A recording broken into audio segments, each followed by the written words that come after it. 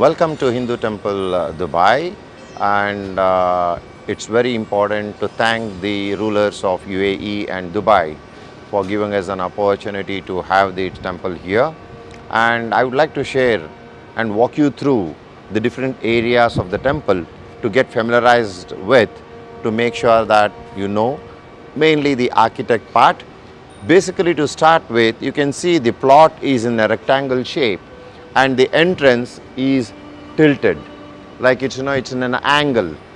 It means that as per the Vastu Shastra, all the temples should be facing towards the east. So that is the reason we have focused to make sure that we go, lot of efforts have been put in to make sure that we respect whatever the temple should have, at the same time taking and considering that we should respect the regulations of each. From the entrance, what you can see, this is the main entrance. We have a side entrance which is through the ramp. One thing what I would like to share is the total building is accessible. We want to make sure that all the aged or elderly people and the PODs can access through the side. Once we enter to the temple, we have these three doors which gets into the community hall, where we shall walk through again, and we have two side entrances, one on the right side, one on the left side to the worship area. One important thing what you will observe here is the Sri Yantra, which is being fixed as an architectural point of view, which is not limiting only to the Hinduism.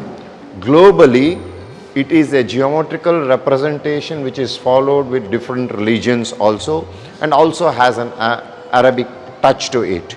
So we have ensured that the Sri Yantra is common, which can be appreciated with all the communities of different nationalities or different religion.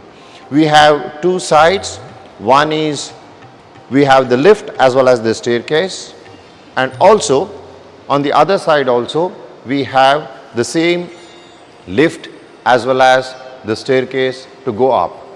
In this area we have the shoe racks, I can politely say shoe management, where they will be organizing. There is an entry point on one side and delivery point on the other side, so that they can come in, give their shoes, and then go to the temple and later collect it from the other side. All the activities, whatever happens in the community hall is general. It's not that it is mandatory that they have to take off the footwear, unless otherwise, depending on the nature of the activity, what is happening inside the community hall. We have a clear hand and leg wash area, so that people would like to get them ready for themselves to prepare to go to the temple. Here we have one male and another female toilet. One important thing what I would like to mention here is we have considered that normally the POD toilets in most of the malls are inside the male toilet or the female toilet, where it becomes a little embarrassing for the grown-up POD to get inside.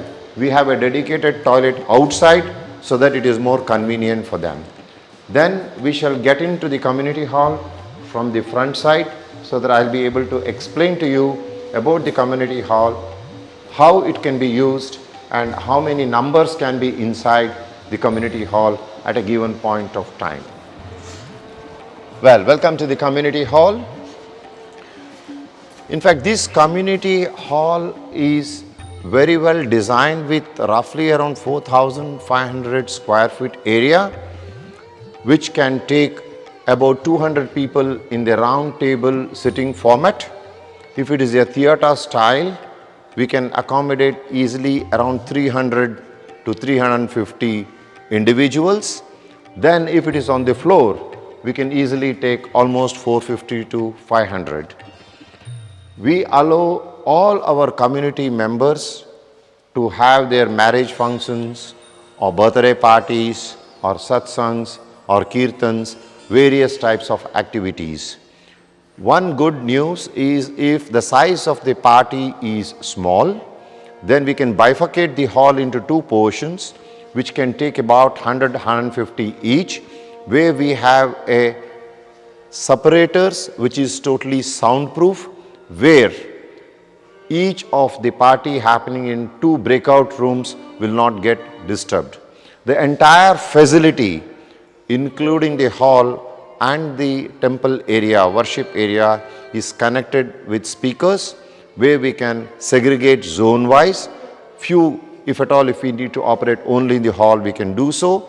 Otherwise, we can go to the different areas also, or a public announcement can be done for the entire temple on a need basis.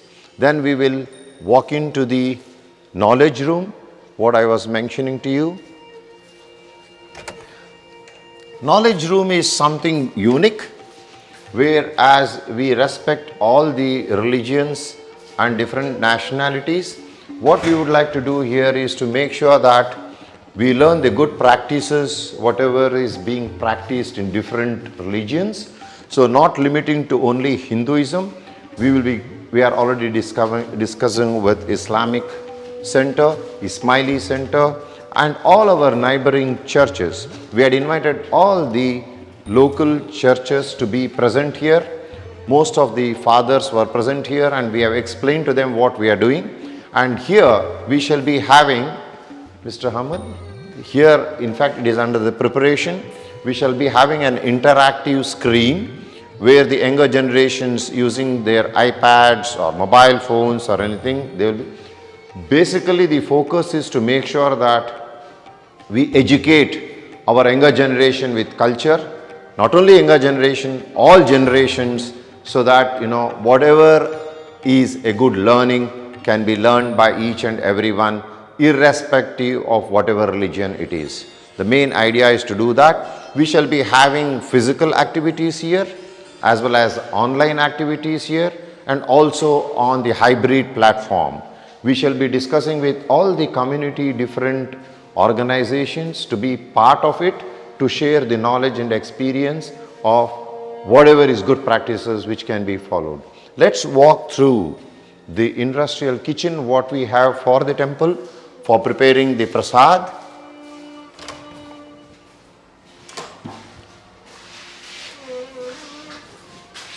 These are the 2 stores, dry stores, where we shall be keeping the spices and the grains. Then we come in here to the kitchen, which is an industrial kitchen designed to cater to at least 500 people, so that most of the activities, whatever happens within the temple and for the staff, will be cooked here. And also the requirements of the parties, once we start in January, we may think of having, we shall be giving options also to them, and all those minute details will be shared as we progress when we start our activity from 14th of January onwards, when we start offering these facilities to them. This is the, I would say, waste management area.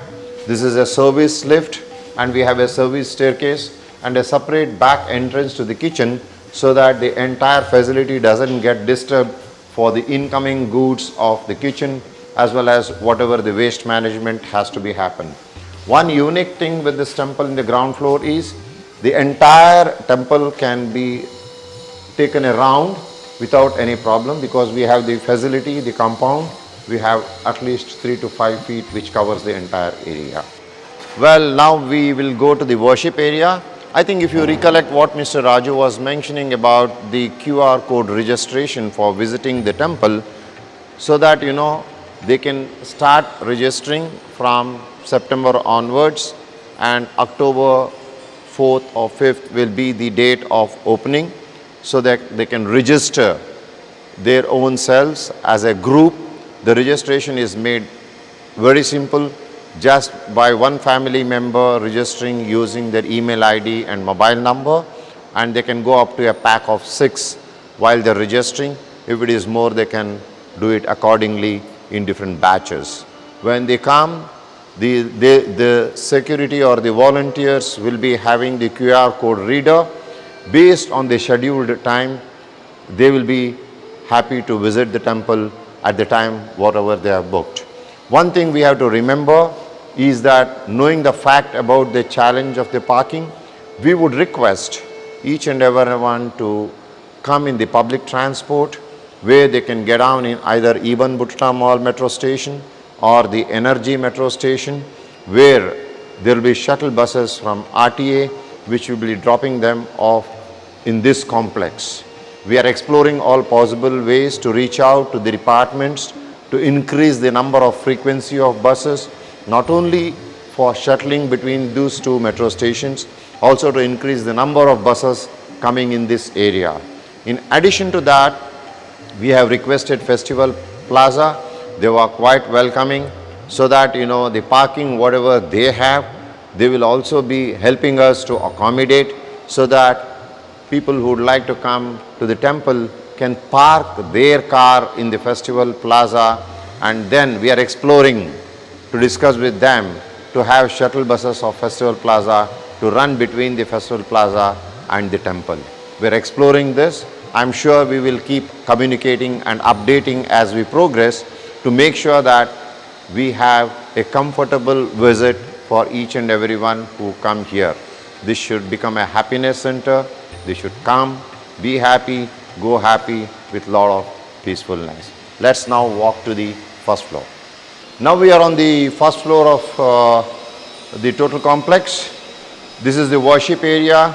As I mentioned to you, in the ground floor, there is a staircase and a lift. A similar type of facility is available on the other side. Once you come up on the staircase or the lift, we would prefer all the elderly people and the POD to use, and many of them can come on the staircase. This is the main entrance on one side to the temple. Now we have come to the floor area. This is the main worship area. In this worship area, we shall be having all the deities. This is where the unique thing is the lotus, which you all know that it is a peace, it's a significance of peace, as well as the entire building is with white as well as light colors to make sure that the beauty as well as the clarity of each area is taken care, and there is a peaceful carriage of message by every individuals. These are the marbles what has been come from India, Jaipur, especially from Makarana. There are more than 20 workers who have come from Makarana to do the installations. Each and every carvings were done there. When they were brought here, they are refining it, polishing it, and ensuring that it is aligned in the way it should be. So this is the area where we shall be having all the deities in place. Right side is Guru room. Guru Grantha will be kept inside the room. Then it's almost getting ready, maybe couple of another weeks. Once if it is ready, it will take its complete form so that it can be presentable. This is the Guru room. Then we just move on towards the other side. As I mentioned to you earlier, that all this has been done very neatly and with lot of focus on the carvings, and it has been done a lot of exercise in matching with different pieces to make sure that as far as possible that the designs are aligned the way it should be.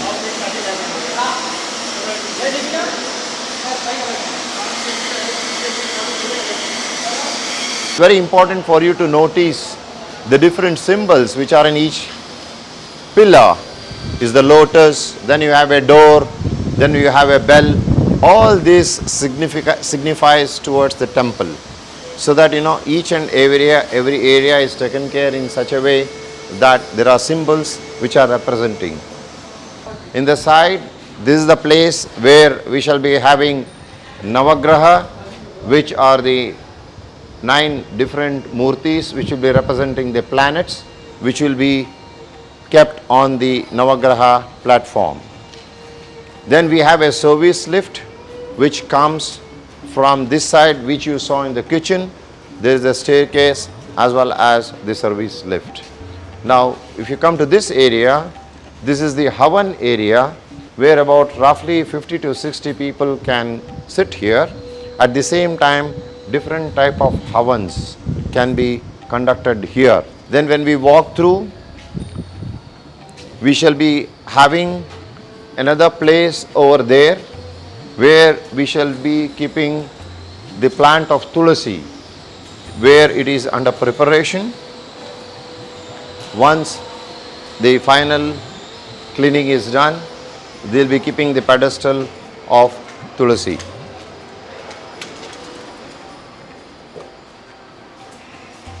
This is the place where we shall have Tulasi, which you can observe now. Our neighbors, we have almost 6 churches here on either side.